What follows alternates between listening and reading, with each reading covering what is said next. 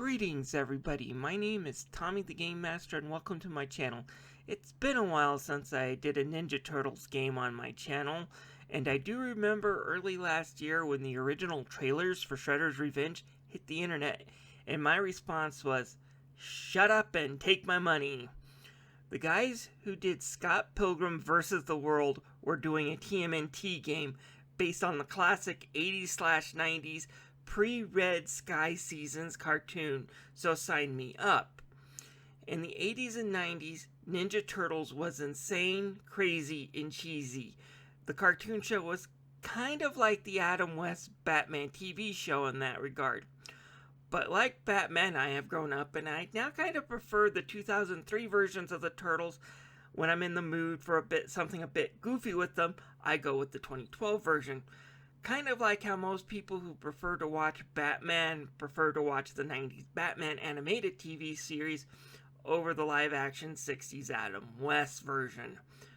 But nostalgia is still strong with the original Turtles cartoon, and there is no better cartoon series to do a beat-em-up than the 80s Turtle cartoon. And Tribute Games did an impressive job making a game not only faithful to the old beat-em-ups, but to the classic TV series itself. The game's story is not that good, but it's a 90s beat-em-up, so the story isn't that important. You shouldn't expect Shakespeare after all from these beat-em-ups. With that said, there's not much Shredder or revenge in Shredder's Revenge. Basically, the game opens up with the Turtles and April O'Neil watching Channel 6 News with Vernon covering the news, when he opens up a package with Krang Suit's head, and that somehow causes the Foot to hijack the network and take over the Statue of Liberty. The Turtles head to Channel 6 News, and from there it's really just chasing Rocksteady and Bebop around as they collect various parts of Krang's suit. You'll be going through the streets of New York, through sewers, over rooftops, through a very 90s mall, and even jetboarding through the New York City skyline. Oh, and by the way, if you're wondering why a bunch of mutant amphibians that consider themselves ninjas would be flying skyboards to fight bad guys while a blimp with their emblem flies through the background towards the Statue of Liberty, and no one is considering this weird in this world, all I can say is the 90s cartoon is not for you if you consider this weird, because this was pretty much par for the course for an average episode. The series was completely nuts. So yes, there's not much of Shredder or Revenge, but I will give the story some credit. It follows the usual beats for the 90s beat-em-up, and the overall stage and feel looks like an episode from the early 90s in the series. Oh, and I should say they throw in a lot of cameos and callbacks. For example, Vern Thompson, and Irma appear as people with side quests to accomplish in the story mode. You also have the punk frogs and the neutrinos defined as well. So there is some interesting things going on in the story, it's just not in the narrative. So how would I describe the gameplay? Take what Konami gave us in Turtles 4, Turtles in Time for the Super Nintendo, and add even more stuff to it.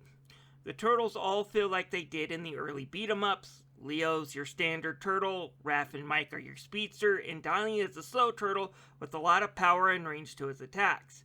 But there are now more combos, more super attacks he can do, taunts, and special moves. These add on an extra layer of strategy and depth that the original arcade games did not have, and do not get in the way of just being simple fun. There are 3 extra characters that join as well. First is April O'Neil, who does not spend the majority of the game being kidnapped, but rather joins in the fighting. Seems she's been getting lessons from Chun-Li and Cammy from Street Fighter 2 because a lot of her moveset seems to come from them. I like that she's not powerful, but she is fast, and since combos in the game matter when it comes to earning the ability to do special attacks, she's super useful here.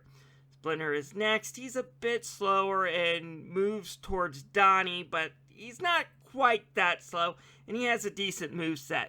The one I was surprised that I did not like was Casey Jones, who stat-wise is the most powerful character, but he does move a bit too slow for my liking, and his moveset just wasn't as fun, despite being super powerful. So, if you're wondering why speed matters, as you attack enemies, you build up a super meter up top. When one fills completely up, you get to use a powerful special attack. You got your standard semi-screen clearing attack, but you also have aerial attacks and some side attacks. So faster combos means more meter growth. Also, on the higher difficulty, that meter goes down if you get attacked.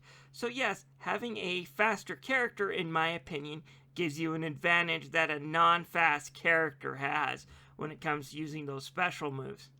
The gameplay and the basic fighting structure is fun, it rewards you for combos, the special moves are incredibly fulfilling to pull off, and the overall levels are never too long for the most part that you want to have them hurry up and get over with. Overall, it's a great game. So what are my nitpicks? Well, there are a few things. First off, at launch, and hopefully patches will come, it crashed on me a few times. Granted, it did that when I was loading into a level, so I did not lose any progress, but having to restart the game is annoying, and I hear online is even worse. But I do prefer playing these games for the most part local. The other problems I have are more nitpicks. Okay, so what are they? Well, first, the game is separated into two modes, story and arcade. Arcade is playing through the whole thing without stopping, limited lives and continues. Running out of continue sends your butt back into the beginning, just like the good old days. The problem was the TMNT games in the good old days lasted 45 minutes at most. The gameplay run here is about 3 times as long. So yes, a bit long in the tooth to stay 3 hours playing a brawler. It gets old regardless of how good the brawler is. However, the 3-hour runtime is because the game was meant to be played in its rather awesome story mode. Story mode has RPG mechanics that allow you to earn more health, lives, and extra combos.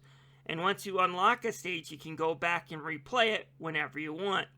It also saves your progress. But there's a problem here.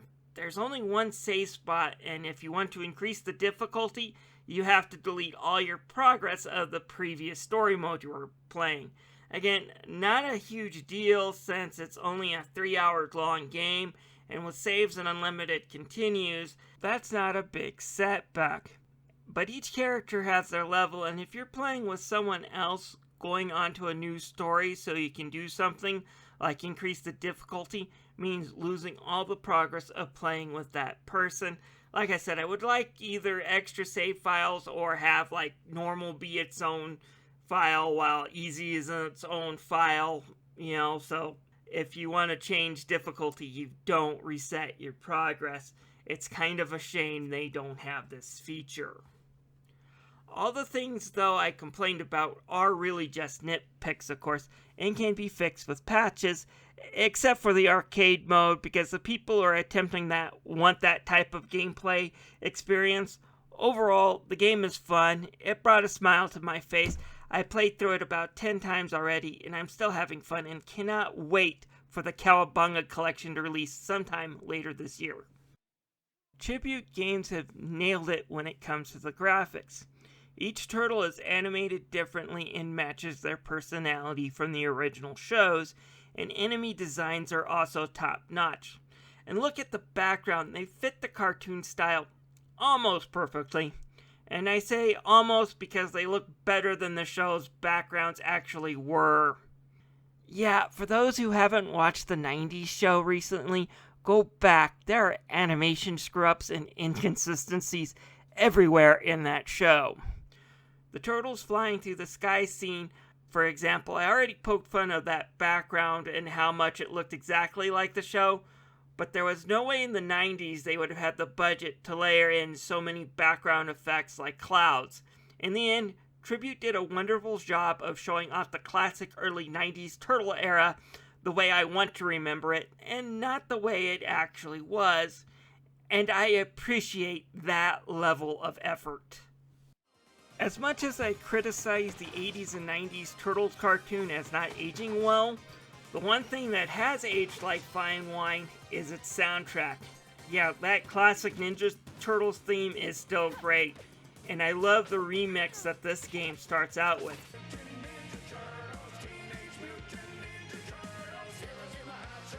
For the rest of this game's soundtrack, we have remixes of some of the Konami soundtrack, some new tunes that are incredibly fun to listen to, and even actual songs. And the best way to describe these songs would be they belong in the Coming Out of Their Shell soundtrack.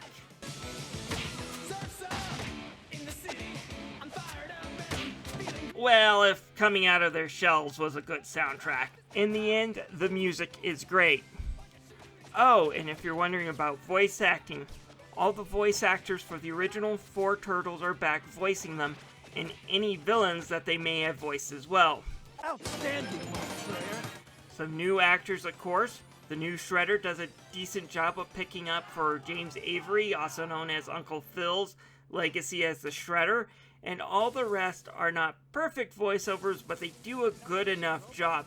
Overall, voice acting and music is really great and brings back the nostalgia really well. Yeah, I have some small nitpicks with the game. Story's not that great, but then that is typical for a beat 'em up. Would have loved to have a multiple save spots in the story, and maybe some sort of suspending save state for the arcade mode. But overall, the combat is great, the callbacks are nice, graphics hit the original show's look and feel nicely. It's a really fun brawler. I have played through it several times, and unlike most AAA games, it is sold for a complete package for only $25. Yes, Nickelodeon, do us a favor and commission these guys soon for a sequel. This is Tommy the Game Master. If you play through this game, let me know what your thoughts and feelings are about it in the comment section down below. I'll see you guys later. Got a trip down memory lane.